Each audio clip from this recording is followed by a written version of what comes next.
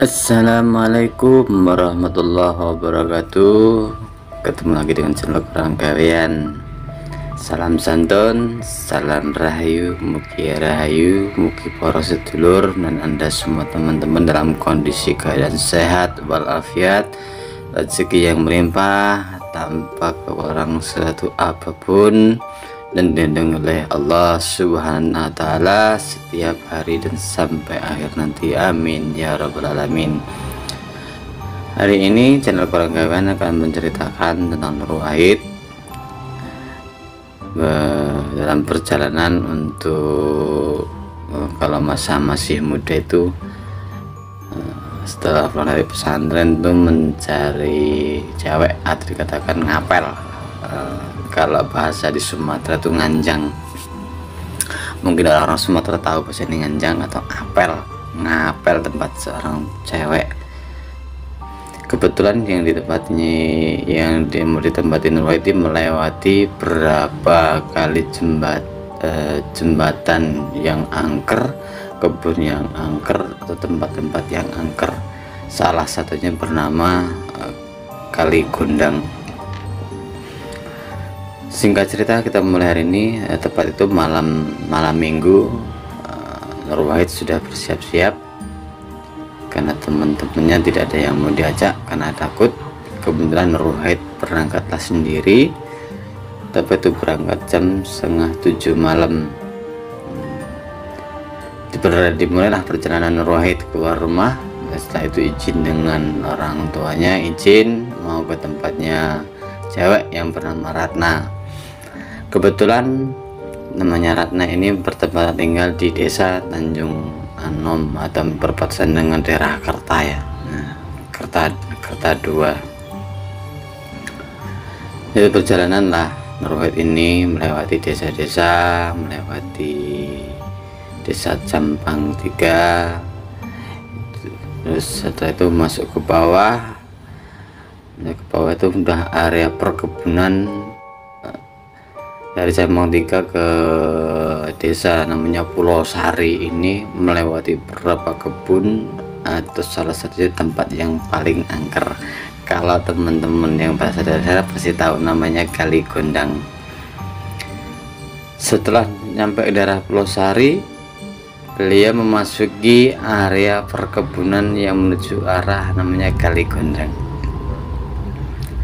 Singkat cerita, Nur Wahid ini jalan. Setelah jalan itu melewati perkebunan coklat ya, kakao kalau bahasanya rasanya itu kakao. Melewati kebun kakao, itu masih masuk ke area kebun durian dan bercampur juga dengan pohon duku. Turunlah letaknya ada di daerah mata air atau tempat mata air namanya daerah Kali Gondang. Setelah itu masuklah. Nah, Nur Wahid dalam hatinya itu berzikir, ya Allah, semoga tidak ada apa-apa, tidak ada gangguan apapun dari makhluk gaib. Tidak pernah lupa Nur Wahid ini berzikir karena saat itu beliau sudah memasuki torekoh ya, torekoh. Kebetulan beliau bercerita itu beliau mengikuti torekoh Qadiriyah wa Naqsyabandiyah. Singkat ceritanya lagi, masuk ke dalam lagi, tepat di situ kanan kiri pohon bambu, di sebelah kanan itu mata air, yang dari arah kiri itu juga mata air yang dari atas. Yang di sebelah kanan ini yang disebut namanya Kali Gondang. Memasuki pertama satu langkah masuk ke area namanya Kali Gondang, itu terdengar perpak, tar. Nah, di situ Nur Wahid beristighfar, astagfirullahaladzim. Apa itu ya? Astagfirullahaladzim, ya Allah, berikanlah perlindungan pada hamba yang tidak punya daya apapun dan tidak punya kekuatan apapun, hanya berlindung pada Engkau, memohon perlindungan ya Allah. Nah, di situ Nur Wahid berjalan lagi 7 langkah dari situ, itu seperti ada bangun pecah.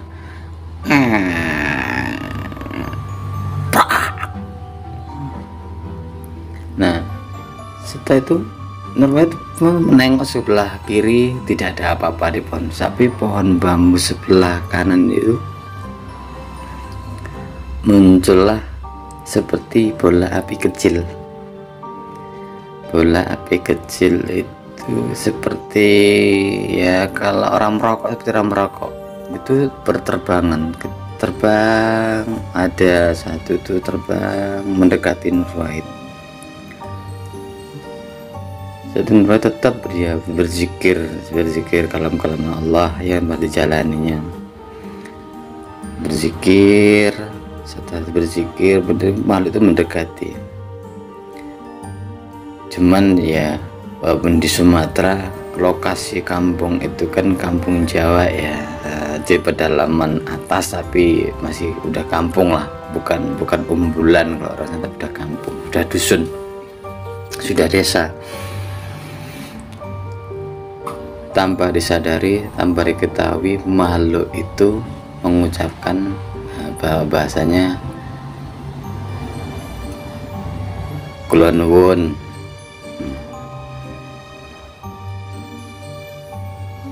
Nah, Nurwahid menjawab, monggo, siapakah panjenengan? Kenapa panjenengan kok berwujud seperti api?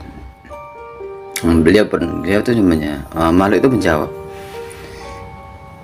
aku Banaspati, penunggu mata air Kali Gondang. Oh, ini yang disebut Kali Gondang.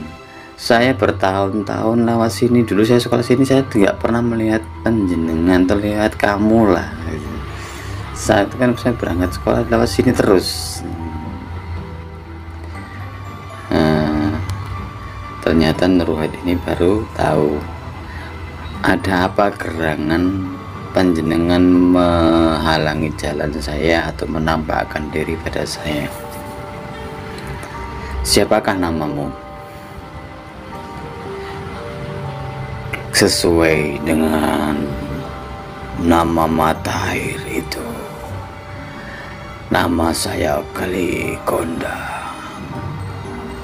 Saya adalah makhluk Banaspati yang berikan nama Kali Gondang. Oh, jadi namamu Kali Gondang. Ada keperluan apa sebenarnya Aki itu menemui saya? Maaf anak muda, saya akan menitipkan sesuatu kepadamu jika kamu berkenan menerima atau merawatnya. Nah, tiba-tiba bola api ini berwujud seperti naga atau ular ya, atau ular atau naga, tapi seperti ular lah, seperti naga itu merah berapi-api.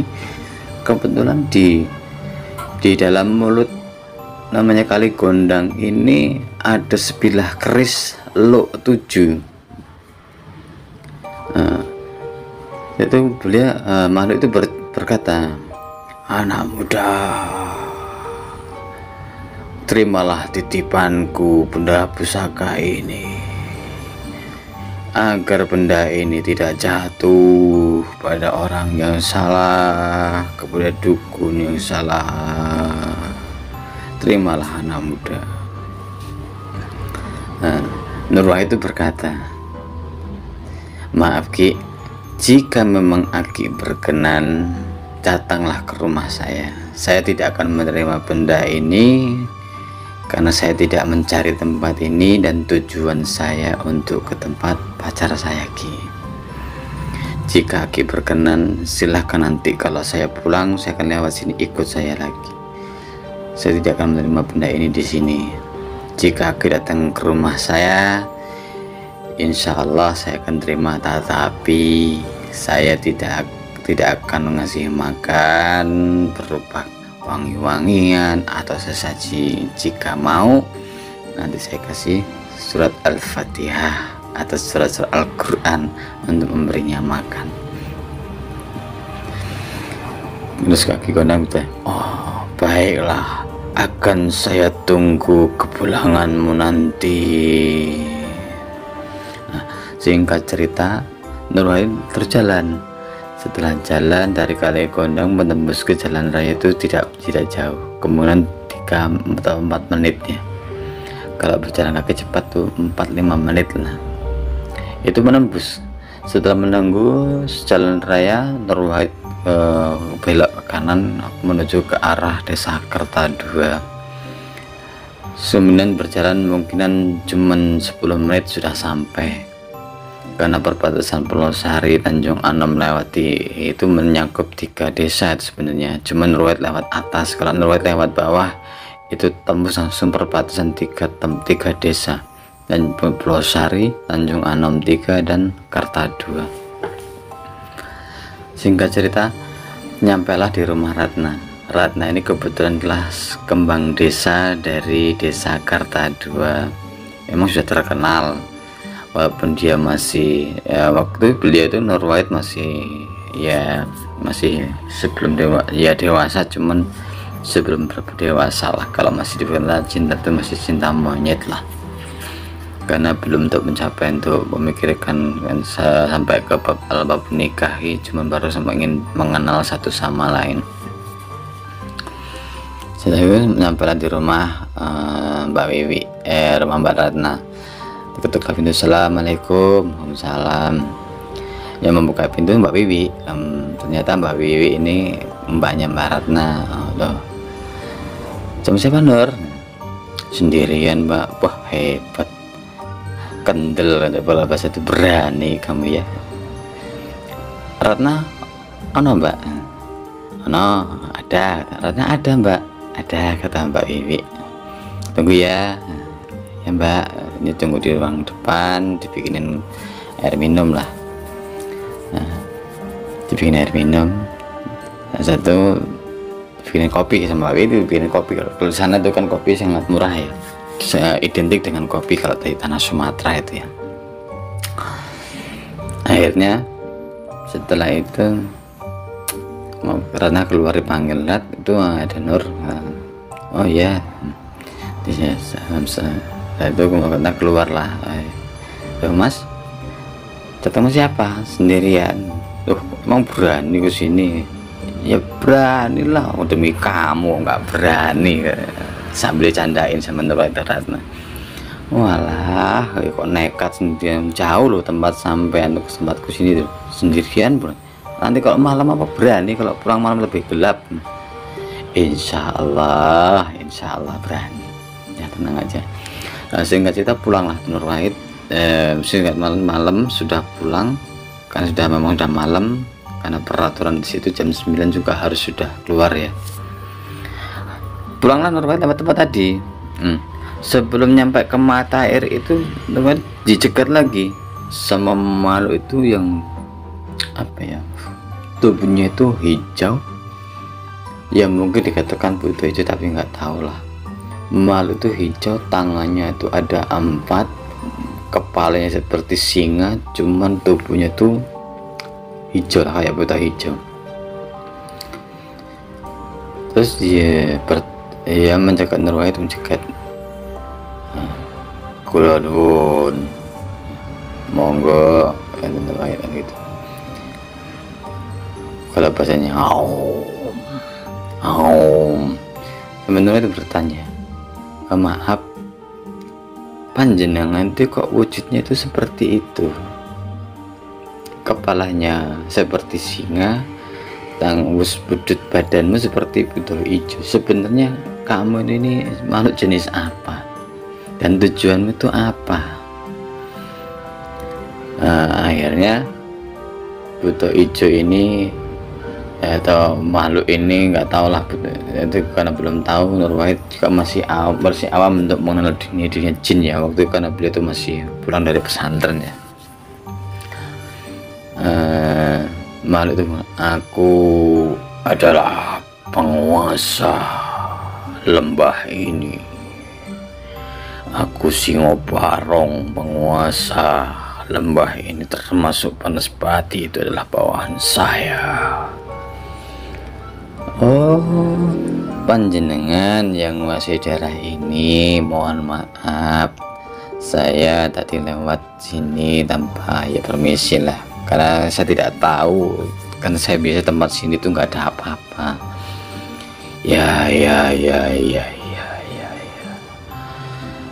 Saya juga jarang pulang ke daerah sini, walaupun saya penguasa sini. Saya sedang bertapa di gunung tertinggi itu.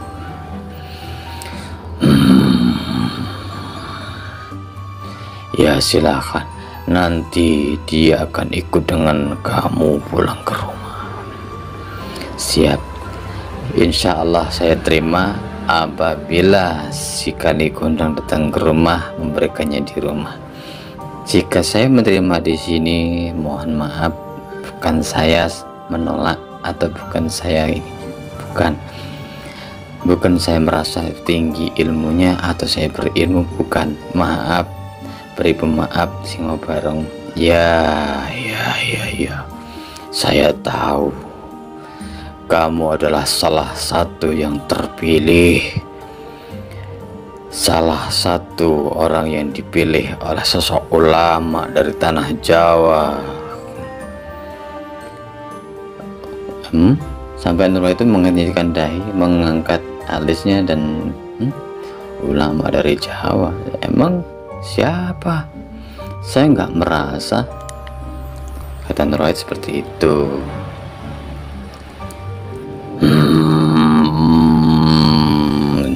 Sosok beliau yang di belakangmu itu adalah sosok yang tidak pernah kami lupakan atau tidak kami kenal.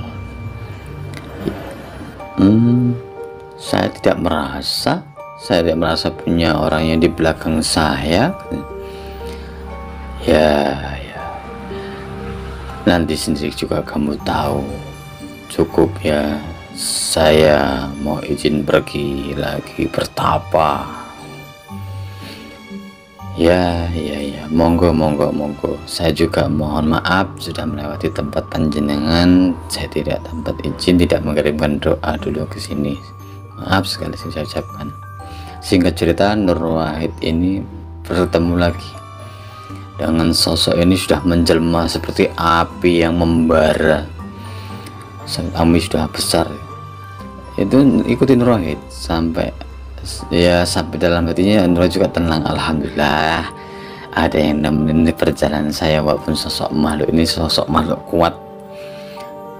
Mungkin nanti akan melewati sebuah tempat yang angker lagi, satu lagi. Jadi ada teman untuk ngobrol dengan Nurwahid lah, walaupun ini dari bangsa Dedemit. Sehingga cerita sampai lah Nurwahid ini ke area yang angker tersebut. Ya cuman alhamdulillah tempat itu nggak ada apa-apa. Cuman sekilas Nurwahid itu melihat seperti ada ular kecil itu satu jempol tangan ya. Itu di atas kepalanya itu ada mahkotanya, atau ada sebuah putri atau ratu lah seperti itu. Ya cuman dibiarkan oleh Nurwahid. Hanya Nurwahid pulang ke rumah. Setelah itu masuk ke rumah, beliau ngambil wudhu. Saya menyuruh ke Kaligondang, mau tunggu di depan sebentar, saya mau ambil wudhu ya. Setelah itu Nurwahid masuk ke lewat pintu dapur. Saya menemui Kaligondang, silahkan masuk ke rumah saya. Setelah itu Kaligondang itu masuk. Kaligondang mewujudkan seperti manusia, sosok tua lah, aki-aki. Itu beliau menitipkan pakai bahasa beliau ya, seperti orang tua ya. Cucu, saya nitip pusaka ini agar dijaga kamu, agar tidak jatuh pada orang yang jahat. Karena pusaka ini sering memakan tumbal, jadi tolong rawatlah benda ini agar tidak jatuh pada orang jahat. Oh ya, siap. Insya Allah akan saya menjaganya, tetapi saya tidak bisa seperti sedia kala. Saya tegaskan lagi ya Ki, Saya tidak bisa memberi makan seperti sesaji, minyak wangi atau apa, saya tidak bisa menyajikan itu. Mungkin hanya sebatas doa-doa, surat-surat Al-Quran, mungkin saya akan kirimkan untuk makan. Terus akhirnya Gondang mengiyakan, iya Cuk, nggak apa-apa, biarkan dia mencari makan dengan sendirinya. Sampai di sini ya Cuk, Aki mau pulang. Jika kamu butuh apa-apa, panggillah nama saya Ki Kali Gondang. Insya Allah ya Ki. Mohon maaf tidak bisa mengajak Ki masuk ke rumah atau memberikan sebuah jamuan yang khusus, karena ini hanya sebatas teras rumah. Mohon maaf ya Ki.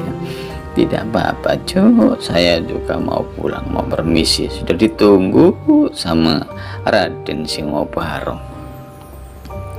Iya ya, terima kasih ya Ki, sudah mengantarkan saya juga pulang ke rumah. Iya sama-sama Cuk, saya pergi kelonwun sampurasun rampes. Disitulah ceritanya Nur Wahid semasa masih remaja lah, masih masa pubernya teman-teman. Mohon dukungannya, terima kasih sudah mendukung, yang sudah subscribe, sudah like, sudah share, sudah komen, terima kasih. Saya ucapkan wassalamualaikum warahmatullahi wabarakatuh.